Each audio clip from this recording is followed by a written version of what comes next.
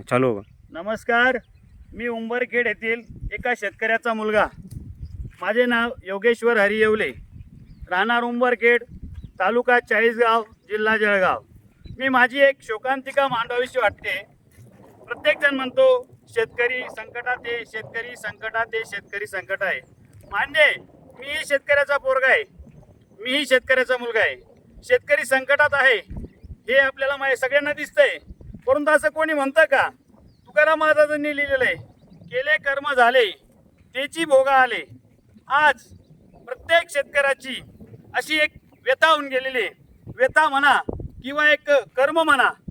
समोरचा व्यक्ती गरीब शेतकरी जर असला तर हे ठिबक म्हणून एक प्रकरण आलेले, ठिबक करायची आणि हळूहळू ठिबकच्या नळ्या बांधावर कोळायच्या, बांधावर कुट्या गाडायच्या आणि हळूहळू हळूहळू बांध कोरत यायचं. आज हीच माझ्या शेताची गती झालेली आहे. माझ्या शेताच्या बांधावरती गाडं चालत होतं, गाडं. आज रोजी तिथे चालायला जागा राहिलेली नाही आहे. चालायला जागा नसून माझ्या शेतामध्ये बांधावरचे दगडं तिकडे टाकून बांध माझ्या शेताकडे येण्याचा माझ्या शेताच्या बाजूचा शेतकरी प्रयत्न करत आहे. दुसरे सांगताना मला लाज वाटते. मी तुम्हाला पूर्ण बांधाची दशा दाखवतोय. जो बांध ज्यावर गाडं चालत होतं असा बांध कोरून त्याला त्याने एवढी दुर्व्यवस्था केली. आता त्याला शेतीमधला बांध कोरता येत नाही म्हणून अक्षरशः 20 वर्ष पूर्वीचे जिवंत झाडं, मी तुम्हाला झाडं दाखवतो केवढेत बघून घ्या.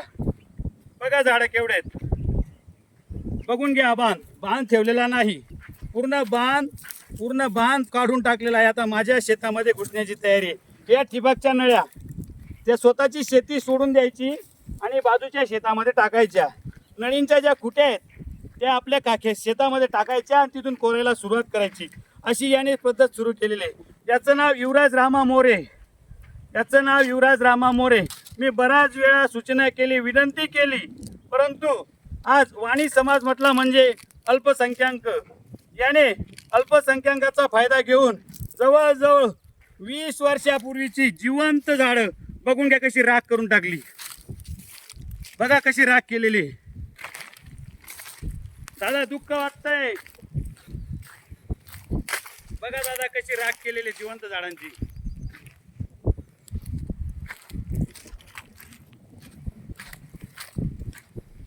सांगायला दुःख वाटतंय, फक्त बांध कोरता यावा म्हणून जिवंत झाडं जाळण्याचे सुद्धा शेतकरी प्रयत्न करतो.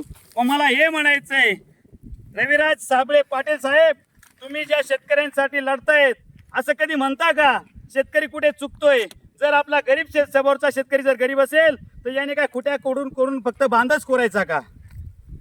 आज ही शोकांतिका झालेली, ज्याच्या त्याच्याकडे हे दुःख झालेलं आहे. बघा तुम्हाला मी मोठे मोठे झाडं दाखवतोय आणि कसे पेटवलेले आहेत. 1996 मध्ये तुम्हाला ही पाण्याची टाकी दाखवतो. ही बांधावरती होती. 1996 मध्ये ही पाण्याची टाकी बांधावर होती. याने पाण्याची टाकी बघा कुठे घेऊन आला, बांध कुठे पा. आणि बांध झाल्यानंतर आता तो कोरता यावा म्हणून त्याचे बांधावरचे काढून दगड माझ्या शेतामध्ये टाकतोय. ही व्यथा आम्ही मांडावी कोणाजवळ? दुःख वाटतंय. मग एक वेळेस असं वाटतंय देवानेही डोळे दाखले का? देवानेही डोळे बंद केले का? अशा नीच कर्माच्या व्यक्तींचे का काही होत नाही? बघा किती उंच झाड आहे, 20 वर्षापूर्वीचं. बघा कसे जाळलेले. बघा त्याने झाड अक्षरशः पाला पाचोळा टाकून झाडं जाळली. अल्पसंख्याक माणसाने कुणाकडे न्याय मागायला जायचा? आज त्यांचे अधिकारी नसतात. बघा हे दगड कसे फेकले जातात. त्याच्या बांधावरचे दगड काढून, त्याच्या साईडचे दगड काढून आमच्याकडे कसे टाकण्याचा प्रयत्न करतात. आज जे झाड बांधावरती होतं त्याच्या पूर्ण मुळ्या मोकळ्या केल्या आणि त्याच्याकडे मोकळ्या करून घेतल्या आणि बघा तो कुठे घुसलेला आहे. झाडाजवळ काहीतरी पालापाचोळा जमा करायचा, पेटवायचा प्रयत्न करायचा. बघा तुम्ही 20 वर्षापूर्वीचं जिवंत झाड आहे. बघा कसं पेटवलेलं आहे, नळ्या टाकून पेटवलेले आहेत. हे बघा कसं दिसतंय.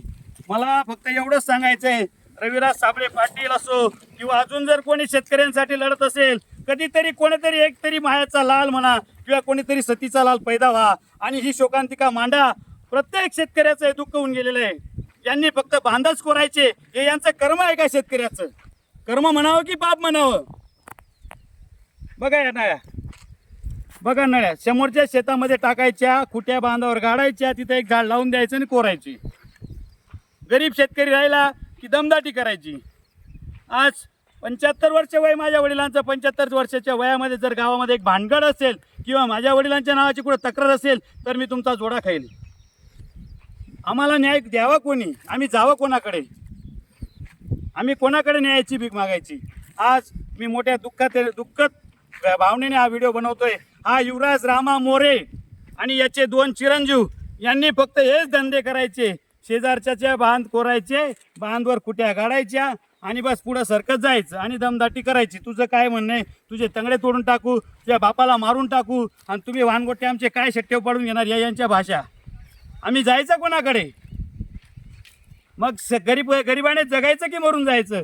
जो कोणी शेतकऱ्याशी लढतोय तो खरंच जर मायचा लाल असेल, त्यांनी या अन्यायाविरुद्धही मला बोलून दाखवावं. तोच खरा शेतकऱ्यांचा खरा कैवारी असेल. एकतरी असा कैवारी जागृत व्हायला पाहिजे. कोणीतरी जागृत व्हा. सगळे फक्त शेतकऱ्याच्या आडे लपून राजकारण काय करायला पाहत आहेत? त्यांची भावनाही बघा, काय दुःख होतंय, काय त्रास होतोय. एवढे बोलून मी माझ्या मनातली भावना व्यक्त केली. जर कोणाला दुःख वाटलं, कोणाला वाईट वाटलं असेल तर मी माफी मागतो. आणि जर कोणाला माझ्याविषयी काही शंका असेल त्यांनी माझ्या नंबरवर कॉल करून माझ्या शेतात येऊन बघावं अशी मी त्याला चॅलेंज करतो. माझा नंबर आहे 83 29 40 40 29. माझं गाव आहे उंबरखेड, तालुका चाळीसगाव, जिल्हा जळगाव. माझं नाव आहे योगेश्वर हरी येवले. मला कुठेही बोलवा, मी तिथं यायला तयार आहे. आज माझ्यावर अन्याय झालेला आहे म्हणून मी कळकळीने बोलतोय. बघू आता अन्यायासाठी आणि सत्तेसाठी कोण पुढे येतं. बघू आता कोण येतं. मी तुमच्याकडनं एक चांगल्या प्रतीक्षेने अपेक्षा व्यक्त करतो आणि माझे 2 शब्द संपवतो.